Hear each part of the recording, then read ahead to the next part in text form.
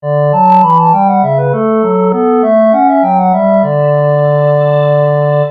guys, Jeff here with an Ancients Collide playtest battle report. I've already set the table up. There's sort of a small village here in the middle, and then a little bit of a wooded area over here with some hills and stuff. As for the armies, I'm using just generic armies. Army 1 has 3 archer units, 3 heavy infantry units, 2 light infantry units which have taken the skirmishing special rule, which allows them to be a bit more manoeuvrable, and also they're less prone to ranged attacks. And then a general who's on foot. And then for army number 2, I have 3 light infantry units. They're just light infantry without skirmishing. 2 archer units which are skirmishing, 3 light cavalry units, and a general that's mounted.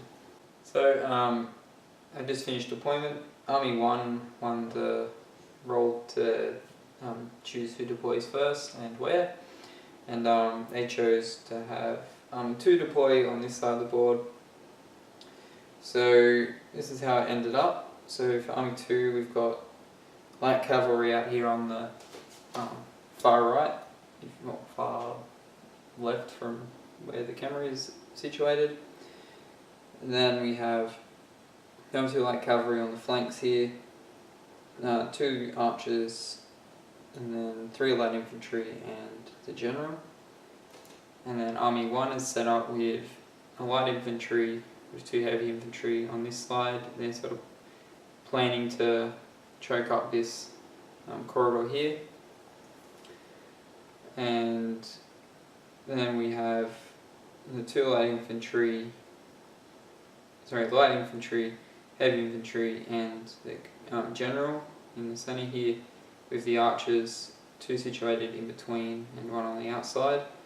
And their goal is to sort of hold this section. Hopefully the archers can do enough damage to this side before I can get close. So I didn't mention the scenario in the other video, but in the first bit. But it's just a straight pitch battle. It's going to go for 6 turns. So this is the end of turn 1. As you expect, just lots of manoeuvring mostly. Since Army 1 elected to have Army 2 deploy first, Army 2 actually had a bonus in the roll to see who goes first. They actually lost it, but Army 1 decided let Army 2 go first anyway. Because they won the role, they got to choose. And the opening moves, this cavalry on the outside used a run command, which allows it to add 50% of its regular movement, 50% of its movement onto its regular movement.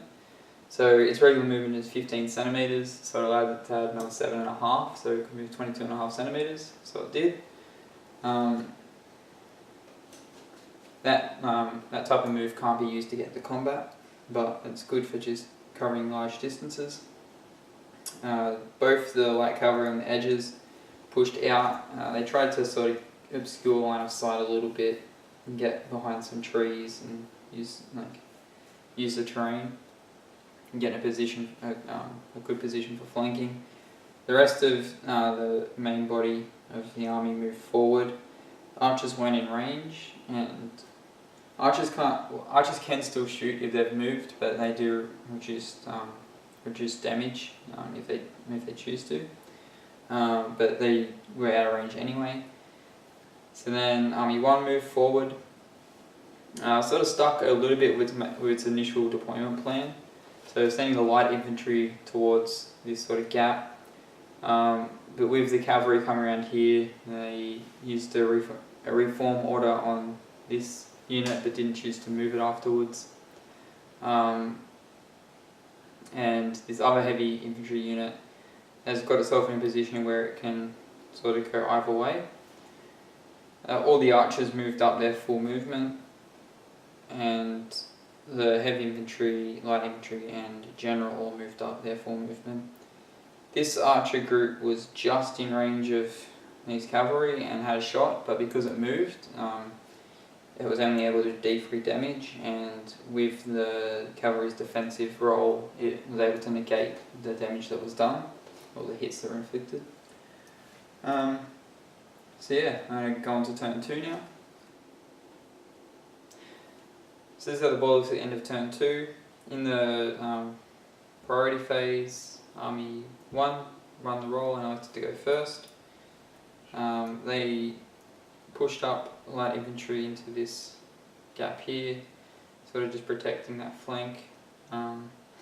This unit moved forward to the point to where it sort of blocked the gap here, made it too small for this cavalry to move through, which means cavalry's going to have to go on the outside if it tries to outmaneuver. Otherwise it's going to have to sort of force the engagement in a way. All the archers moved up their full 7 centimeters. The light infantry only moved at 5, which is the same as the heavy infantry, so it stuck with them. The general moved up behind, and this heavy infantry got into a position again where it can still back up on this side if it needs to, but it can also protect the flank of these archers in the case that it needs to do that. Army 2 used run orders on all 3 light infantry units, just trying to push up, and just normal movement on the archers. The archers tried to shoot at both the cavalry, but were unsuccessful for Army. So this is how the board looks at the end of turn 2. So Army 1 won the priority roll and elected to go first. It moved this infantry, heavy infantry at the back here up and into the position where this gap is too small for the cavalry to get through. So the cavalry is either going to have to try and outmaneuver on the outside or engage. So in a manner of speaking, they're trying to sort of force that engagement. Because if they can hold the cavalry there for long enough, they can either get reinforced or at least prevent the cavalry from getting in behind the lines for a couple turns. The light infantry just come up here to plug this hole. This heavy infantry moved up to the point where it's still able to back up on this side if it needs to, or it can back up the flank of these archers. All the archers moved up 7 centimeters, which is their full movement, and they all fired. These 2 fired at this cavalry when it was over here still, did no damage, and this one fired here and did no damage.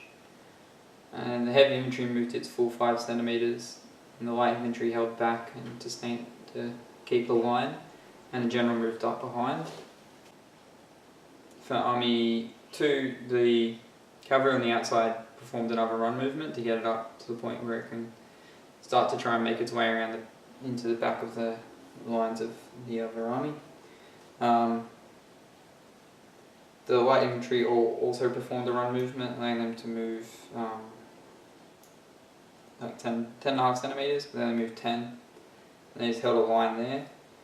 The archers moved up, which is their normal 7, and they both shot.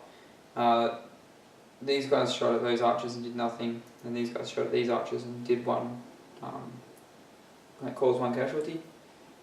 So their hit points are now moved down to 3 instead of 4. The cavalry on the outside that was here sort of wormed its way back around this way, get itself in position that hopefully in the next turn it can try and charge these archers, or hopefully expose a flank somewhere. It's sort of their bit of a utility position. If an engagement happens, then it can sort of pick its target. This cavalry unit that was here moved around. They're sort of planning to go up through this section here because there's only light infantry there. Hopefully they can bust through the light infantry quickly and get in here somewhere, or possibly even get in and tie up those heavy infantry. And the generals moved around to the side, and depending on what happens in the next turn, movement wise. They're either going to try and back up here or come up through this way. So yeah, that's it for this turn. I'll do turn 3 and I'll see you then. So this is how the board looks at the end of turn 3. In the priority roll, the blue team, or Army 1, they won, and so they elected to move first. What they attempted to do was block the charge on the archers with the cavalry, or at the very least get to the point where if the archers are able to survive for a turn of combat, they could get a flank charge on the cavalry, which as you can see wasn't the case. But these dudes stayed put, all them ones, like these two heavy infantry and this light infantry, and before those archers died they tried to shoot the cavalry again, but didn't do any damage. And these two archers shot at these two, and that one caused 1 damage. These guys here caused 1 damage on them. There was 3 failed reform orders. So reform order, you pass the discipline check and you can change your facing. You can spin your unit around 360 degrees to face any way you want from the center point of the base, and perform a full regular movement. If you fail, then you can either do a full regular movement or just change your facing. And so this unit, and this unit all failed, so they just changed their facing. So yeah, these guys are ready to start moving around. These guys are ready to start coming up through the center here, and these guys are ready to start moving forward as well. And then the 3 light infantry, they staggered their movement, so they're hoping that in the next turn they'll be able to hopefully pull off some charges, or if they're charged, then hopefully they can get into the flank of some of the units that get charged. The 2 archers stayed put, and I think they both fired and both didn't do anything. But the cavalry, which is sort of the big thing that happened in this turn, it pulled off a charge on the archers. Its heavy impact rule allows it to cause D3 damage to a unit. It managed to get 2 wounds out of that, bringing the archers down to half strength. And then when the combat phase rolled around, they managed to do 2 more damage, 3 damage. The archers negated 2 of the 5 that they got total. That was enough to destroy the unit. And once a unit's destroyed, you can choose, if it's in the first round of combat from a charge, the charging unit can choose to either change its facing or do a full movement forward, straight forward. So they chose to do a full movement action straight forward, and with the hopes that next turn they can change their facing and start getting into the sort of causing a bit of a ruckus at the back of the blue army's lines. But yeah, now move on to turn 4 now. So there's only a couple more turns left.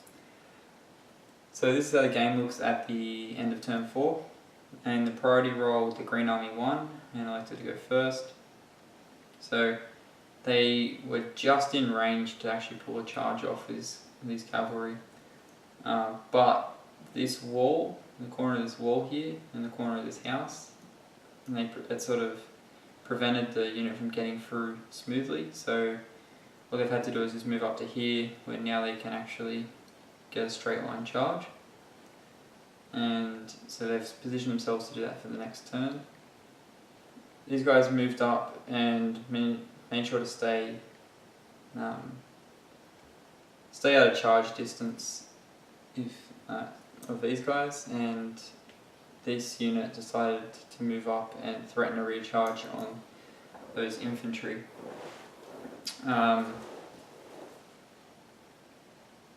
Then there was a charge here by this light infantry on this light infantry, and the general charged a unit of archers here.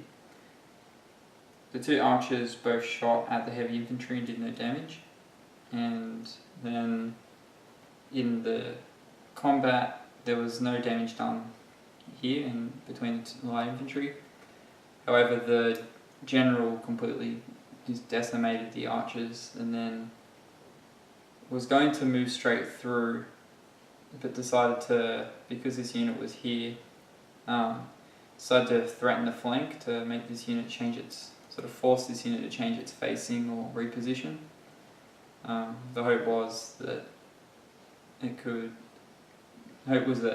threatened there, hopefully then these cavalry could get in combat here, and then whichever one can sort of break through first can back the other up. So then the blue army had a charge here. They charged their heavy infantry into the light infantry and unfortunately did no damage. It was just a bit of a poor roll. But these archers shot this light infantry and did 2 damage to them, and bringing them down to half strength, and everyone else just sort of stayed put or manoeuvred to be in the best position.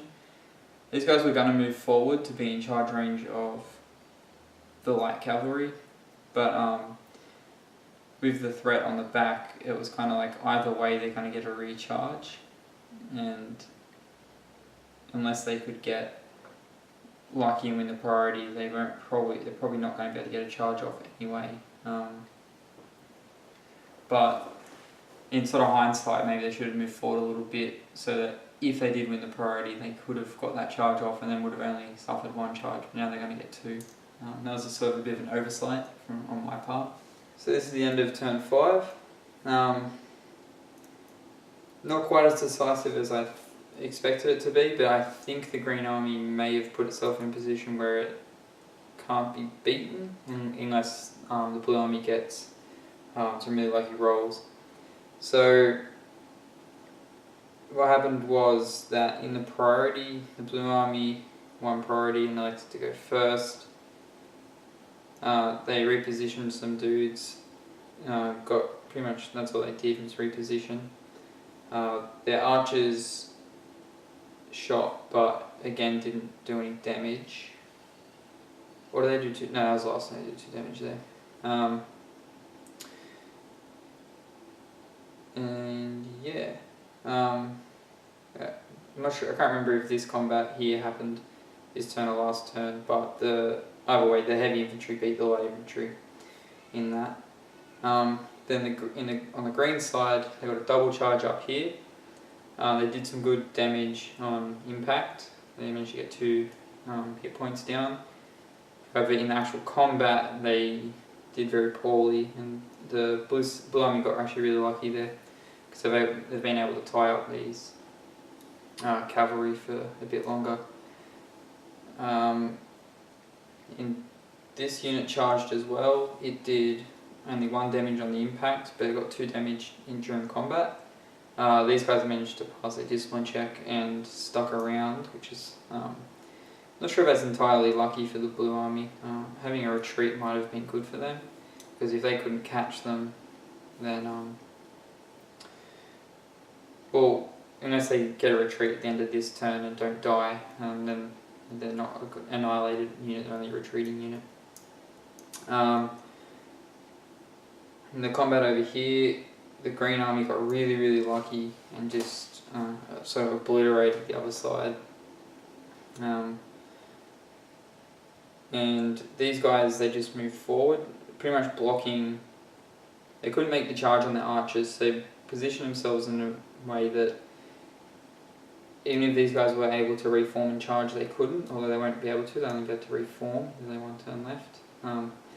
But this general can't get off a recharge on to the green general, which I'm not 100% sure if it was in range of, but I put him there just in case.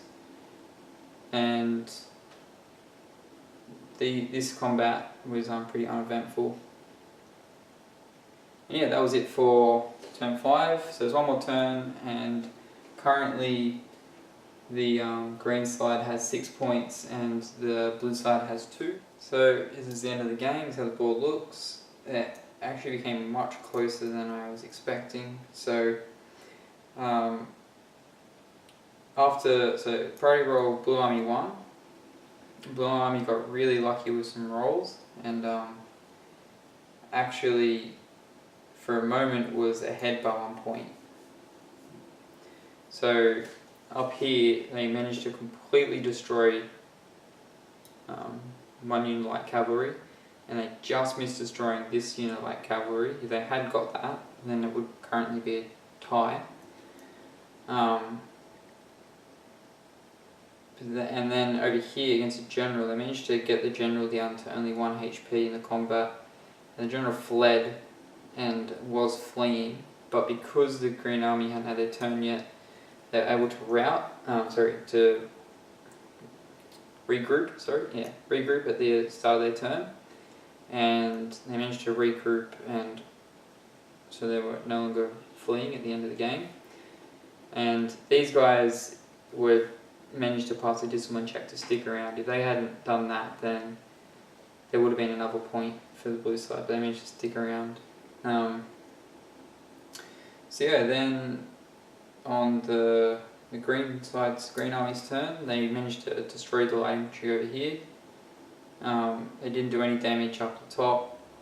Like I said, they regrouped over here, and the archers shot and did no damage. But yeah, at the end of the game, it's the green side has 8 points and the blue side has 6.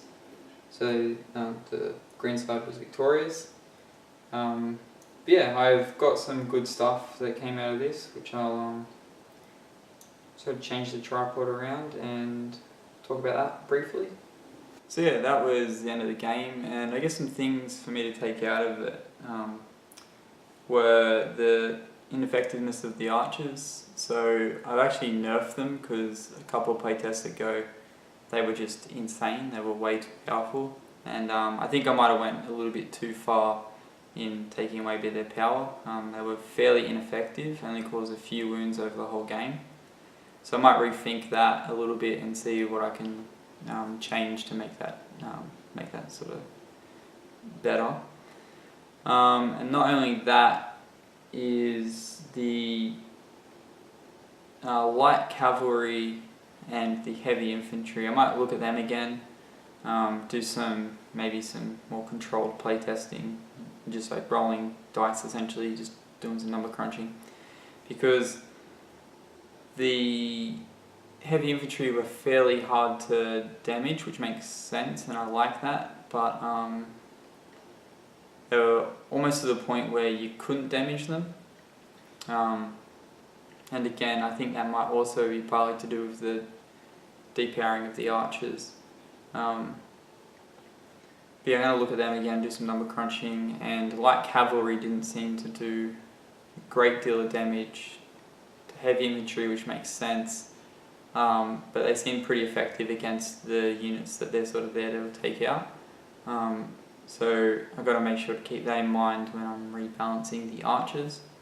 But other than that, I think it went rather well, and I've sort of got a few things out of that playtest which I can work on, which is really good. And yeah, I'm going to hopefully do some videos soon about a bit more in depth about the rule set, about Ancients Collide, where it's at, a bit of a bit of an update about where the rule set is at and how it plays. So yeah, that's it for this one, guys, and as always, thanks all for watching, and I'll see you in my next one. Bye for now.